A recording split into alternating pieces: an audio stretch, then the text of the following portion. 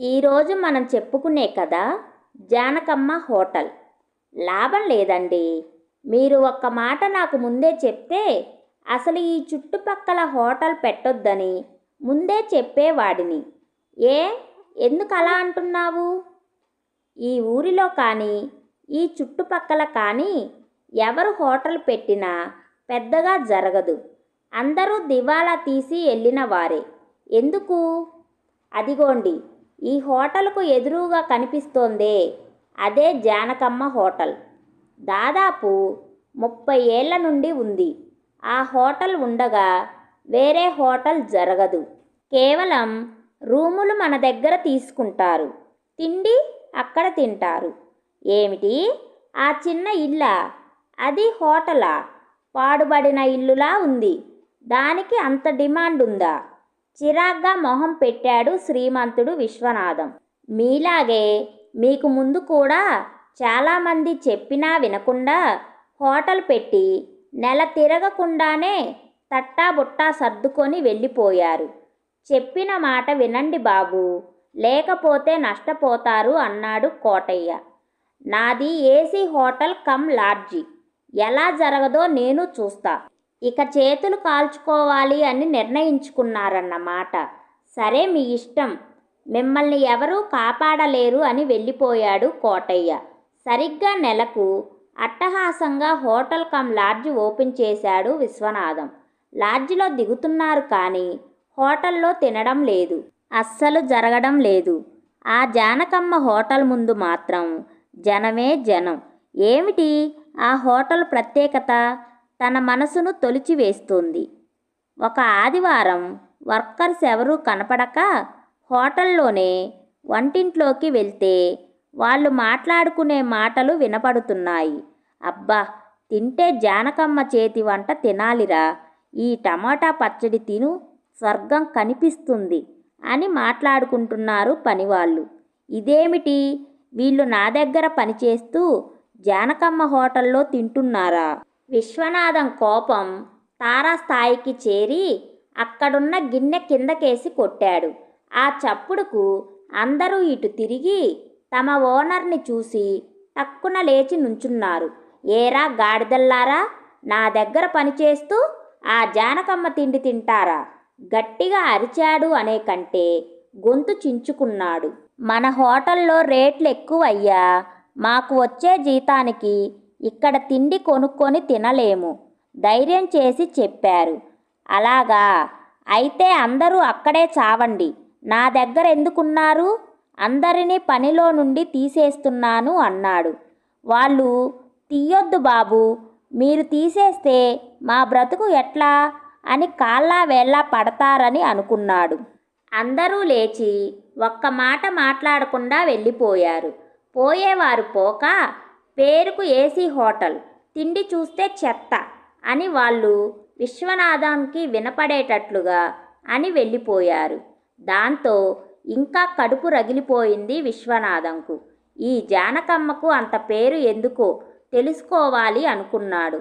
సామాన్యుడిలా పంచా షర్టు వేసుకొని జానకమ్మ హోటల్కి వెళ్ళాడు. హోటల్ ముందు ఒకవైపు పెద్ద వేప చెట్టు, ఇంకోవైపు చాలా పెద్ద గానుగ చెట్టు ఉంది. వాటి మొదట్లో చుట్టూ కూర్చునేదానికి వీలుగా అరుగులు కట్టి ఉంది. అక్కడ దాదాపు 20 మంది దాకా పనిచేస్తున్నారు.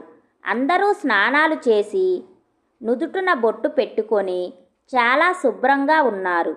ఒక్కరు కూడా తీరికగా లేరు. చాలా బిజీగా ఉంది హోటల్. కొంతమందికి కూర్చునే స్థలం లేక బయటే నిలబడి తిని వెళ్ళిపోతున్నారు. వీళ్ళు తిని డబ్బు కట్టకుండా వెళ్ళిపోతారేమో అని చూస్తూ నిలబడ్డాడు. తిని చేతులు కడుక్కొని తనకు సర్వ్ చేసిన వాళ్ళకి డబ్బులు ఇచ్చి వెళ్ళిపోతున్నారు. అతను ఆ డబ్బు జేబులో వేసుకుంటున్నాడు. ఇంతే, ఇంత రష్ ఉంటే ఇలా డబ్బంతా వేరే జేబులోకి వెళుతుంది. అందుకే 30 ఏళ్ళు గడుస్తున్నా ఇలాగే పాడుబడిన కొంపలా ఉంది అనుకున్నాడు విశ్వనాథం. 10 గంటలు అయ్యేసరికి రష్ తగ్గారు. మెల్లిగా లోపలికి వెళ్ళాడు. బయటికి కనిపించేంత చిన్నది కాదు హోటల్, చాలా పెద్దది. లోపల హాలు చాలా పెద్దగా ఉంది. అన్నీ మాసిపోయినట్లుగా ప్లాస్టిక్ టేబుల్స్, చైర్స్ ఉన్నాయి. వెళ్ళి ఒక టేబుల్ ముందు కూర్చున్నాడు. అంతలో సార్ ఎవరో కొత్తగా వచ్చినాడు చూడరా గోపి, ఆయనకేమిష్టమో కనుక్కో, ఒక ఆడగొంతు వినిపించి ఆ పక్కకు తల తిప్పాడు విశ్వనాథం. అక్కడ దాదాపు 40-50 ఏళ్ల మధ్యన ఉన్నామే కౌంటర్ దగ్గర కూర్చొని ఉంది. సన్నగా చామన ఛాయ రంగులో మామూలు కాటన్ చీర కట్టుకొని ఉంది. ముందు పక్క జుట్టు కొంచెం నెరిసి ఉంది. నుదుటున ఎర్ర కుంకుమ బొట్టు, చేతులకు మట్టి గాజులు, నల్లపూసలు గూర్చి వేసుకున్న దండ, పెదవుల మీద చిరునవ్వుతో మంచి కళతో ఉంది మొహం. నవ్వుతూ అందరితో మాట్లాడుతోంది. ఇంత రష్ ఉంటే ఎంత సంపాదించగలదు? కానీ అలాగేమీ కనిపించట్లేదు. ఇంతలోకే 20 ఏళ్ల కుర్రాడు వచ్చి, ఏమి కావాలి సారు? ఎంతో మర్యాదగా అడిగాడు. పెసరట్టు తీసుకురా అని అన్నాడు. సార్, అల్లం పచ్చిమిర్చి ఉల్లి ఎక్కువ వేయమంటారా అని అడిగాడు. అదేమిటి అలా అడుగుతున్నావు అన్నాడు. కస్టమర్ ఎలా కోరుకుంటే అలా చేసిస్తాం సార్ అన్నాడు. సరే, అన్నీ దట్టించి తీసుకురా అన్నాడు. బాయ్ వచ్చి పేపర్ గ్లాసులో మంచినీళ్లు పెట్టి వెళ్ళాడు. నీళ్లు తాగుతూ అక్కడ పరిస్థితులను గమనిస్తున్నాడు.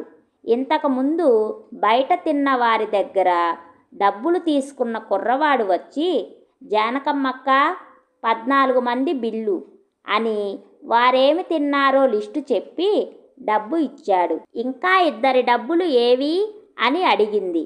వాళ్ళు రేపిస్తారటక్క అని వెళ్ళిపోయాడు. పర్వాలేదు, డేగ కళ్ళే అనుకున్నాడు విశ్వనాథం. ఇంతలోనే కౌంటర్ దగ్గరికి ఒక ఆయన వచ్చి డబ్బు చెల్లిస్తున్నాడు. ఏమిటి కోటయ్య, స్వాతి నీళ్ళోసుకుందట కదా నవ్వుతూ అడిగింది. అవును జానకమ్మక్క, నిన్ననే తీసుకొచ్చాను. ఆరోగ్యం బాగుందా? బాగుంది జానకమ్మక్క. ఒరే గోపి, 2 పెసరట్లు బాగా ఉల్లిపాయేసి అల్లం పచ్చడితో పార్సిల్తే అంది. ఇప్పుడెందుకు జానకమ్మక్క అన్నాడు అతను. తొలిచూలు ఏవేవో తినాలని కోరిక ఉంటుంది కదా, అందులో స్వాతికి పెసరట్టంటే ప్రాణం. ఈ జానకమ్మ ఇచ్చింది తినమను కోటయ్య అని అంటుండగానే ఒక పిల్లవాడు పార్సిల్ తెచ్చాడు. జానకమ్మ పార్సిల్ అతనికి ఇచ్చింది. అతను డబ్బు తీయబోయాడు. దీనికి డబ్బు ఇస్తున్నావా? కడుపుతో ఉండే పిల్లకు ఏదో 2 పెసరట్లు ఇచ్చిన దానికి డబ్బు తీసుకుంటానా అని అనేసింది. స్వాతికి ఎప్పుడు ఏమి తినాలనిపిస్తే చెప్పమను, నేను చేసి పంపుతాను. పండంటి బిడ్డను కనాలి. జానకమ్మ, నీలాంటి వాళ్ళు కాగడా వేసినా ఈ లోకంలో దొరకరు. నీ ఆశీర్వాదం చాలు నా బిడ్డకి అని అతను వెళ్ళిపోయాడు. రమేష్ బాబు, పరీక్షలు అయిపోయినాయా? బాగా రాస్తున్నావా? జానకమ్మవ్వ, నీ దగ్గర భోంచేసి రాయకపోవడమా? కాలేజ్ ఫస్ట్ వస్తాను. నేను రేపు ఊరెళ్ళిపోతున్నాను. మళ్ళీ కాన్వకేషన్ డే రోజు మా అమ్మ నాన్నను కూడా తీసుకువచ్చి ఆ రోజంతా ఇక్కడే తినిపిస్తా. మా అమ్మ నాన్నకు ఎప్పుడూ నీ చేతి వంట గురించి చెబుతూనే ఉంటాను. మా అమ్మ నిన్ను చూడాలనింది జానకమ్మవ్వ. చాలా ఆనందంగా చెబుతున్నాడు. నువ్వు పాస్ అయ్యి మంచి ఉద్యోగం సంపాదించి మీ అమ్మా నాన్నల కలలు నెరవేరిస్తే అంతే చాలు. బాగా రాయమ్మా పరీక్షలు రమేషు అని ప్రేమతో తల నిమిరింది. జానకమ్మ, నీరసంగా ఓ గొంతు వినిపించింది. తొంగి చూసిన జానకమ్మ, ఏంది ఎర్రి మామ, టిఫిన్ అయిపోయే సమయానికి వచ్చినావు? రాత్రంతా జ్వరం వచ్చింది జానకమ్మ, పనికి పోలే. 7కొచ్చి 2 ఇడ్లీలు తిని మాత్ర వేసుకుందామని వచ్చిన అని మూలుగుతూ చెప్పాడు. వెంటనే జానకమ్మ కౌంటర్ దగ్గర నుండి ఆ ముసలాయన దగ్గరకు వచ్చి నుదురు చెయ్యి పట్టుకొని చూసి, అబ్బా ఒళ్ళు కాలిపోతుంది. ఓబ్లేసు, ఎర్రి తాతకు 4 ఇడ్లీలు గోరెచ్చని నీళ్లు పట్రా అని ఆయనను పట్టుకొని మెల్లిగా తీసుకువచ్చి కుర్చీలో కూర్చోబెట్టింది. ఏంది తాత, జ్వరం వస్తే ఈడికి రావాలనా? ఎవరితో అన్నా చెప్పి పంపిస్తే ఇడ్లీలు ఇంటికే పంపించే వాళ్ళం కదా అన్నాడు ఇడ్లీ ప్లేట్తో వచ్చిన అతను. 7 4 మొహాలు కనపడతాయి. ఇంట్లో ఒంటరిగా ఉండలేను ఓబులేసు. సరే తిను మాత్రుండాదా పోయి తెచ్చేదా? వస్తా వస్తా మందుల షాపులో తెచ్చుకున్నా. జానకమ్మ డబ్బులు లేవు, రేపు పనికి పోయి ఇస్తా. ఇప్పుడేం తొందర ఎర్రి తాత, జ్వరం తగ్గే వరకు పనికి పోవద్దు. ఒళ్ళలిస్తే జ్వరం మళ్ళీ వస్తుంది. అయినా నువ్వు తినే తిండి ఎంత? మా నాయన అనుకొని ఓ ముద్ద పెడతా, దానికి కూడా డబ్బులు అడుగుతానా తాత అని నొచ్చుకుంది. అన్నీ చూస్తున్న విశ్వనాథానికి అమ్మో ఈ జానకమ్మ సామాన్యమైన ఆడది కాదు, మాటలతోనే అందరినీ బోల్తా కొట్టిచ్చేస్తోంది. ఏం తెలివి, నవ్వుతూనే అందరినీ మాయ చేస్తోంది. ఇంకొంచెం సేపు ఇక్కడే ఉంటే నేను దీని మాయలో పడిపోతా అనుకునేలోగానే ఇంతకుముందు ఆర్డర్ తీసుకున్న బాయ్ వచ్చి గుమగుమలాడే పెసరట్టు ప్లేట్ విశ్వనాథం ముందు మర్యాదగా పెట్టాడు. ప్లేటు చూశాడు, నీటుగా ఉందా లేదా అని. స్టీల్ ప్లేటు మీద నీటుగా తుడిచి ప్లేటు సైజులో అరిటాకును కట్ చేసి ఉల్లి, పచ్చిమిర్చి, అల్లం దట్టించి అల్లం, కొబ్బరి, వేరుశెనగ, ఎర్రకారం చట్నీలతో వేడివేడి పెసరట్టు ఉంది. వాసన చూస్తూనే నోట్లో నీళ్లు ఊరిపోయాయి. ఒక్క ముక్క తుంచుకొని అల్లం పచ్చడి అద్దుకొని నోట్లో పెట్టుకున్నాడు. అబ్బో స్వర్గం కనిపించింది. ఇంత రుచితో పెసరట్టు తన జీవితంలో తినలేదు. చివరి ముక్క వరకు ఆత్రంగా తినేశాడు. కడుపు నిండిపోయింది. ఒక కాఫీ చెప్పాడు. ఫిల్టర్ కాఫీ వచ్చింది. కమ్మని సువాసనతో ఎంత రుచిగా ఉందో. బిల్లు వాచిపోతుంది అనుకున్నాడు. తీరా బిల్లు చూస్తే సామాన్యుడికి అందుబాటులోని ధర. ఆశ్చర్యపోయాడు. ఇలా నడిపితే ఏం గిట్టుతుంది, అందుకే హోటల్ ఇలా పాతగా తగలబడింది అనుకుంటూ కౌంటర్ దగ్గరికి వెళ్ళాడు. జానకమ్మ నువ్వున్నావని ధైర్యంతో మా ఆవిడకి టూర్లు ఎక్కువయ్యాయి. మధ్యాహ్నం భోజనం పార్సిల్ ఆఫీస్కి పంపించు అని డబ్బు చెల్లిస్తూ చెబుతున్నాడు ఒక ఆయన. సరే రాము సారు, సరిగ్గా 1 గంటకు పంపితే సరిపోతుందా? అవును జానకమ్మ అని వెళ్ళిపోయాడు. ఊరికి కొత్త సారు అడిగింది. అవును పొడి పొడిగా సమాధానం చెప్పాడు. మా పెసరట్టు నచ్చిందా సారు? నవ్వుతూ అడిగింది. రుచి తక్కువ, కసి కొద్దీ చెప్పాడు విశ్వనాథం. ఈసారి మీకు నచ్చినట్లు చేస్తాంలే సారు అనింది. ఏమన్నా అంటుందేమో ఆమెను ఒక మాట అని తన కడుపు మంట చల్లార్చుకోవాలని చూస్తున్న విశ్వనాథానికి నిరాశే మిగిలింది. విశ్వనాథం వెళుతుంటే వెనక నుండి మాటలు వినిపిస్తున్నాయి. జానకమ్మ నీ హోటల్లో పెసరట్టు రుచి లేదంటే ఇంకా ఈయనకెక్కడా ఇంత రుచి దొరకదు. బహుశా ఈయనకు నోరు బాగోలేదేమో అన్నారు ఎవరు. పోనీలే రాంబాబు, అందరికీ మన వంట నచ్చాలని లేదుగా. చాలా తేలికగా ఆ టాపిక్ అక్కడితో ముగిసింది. మధ్యాహ్నం భోజనానికి వెళ్ళాడు విశ్వనాథం. అక్కడ జనమే జనం.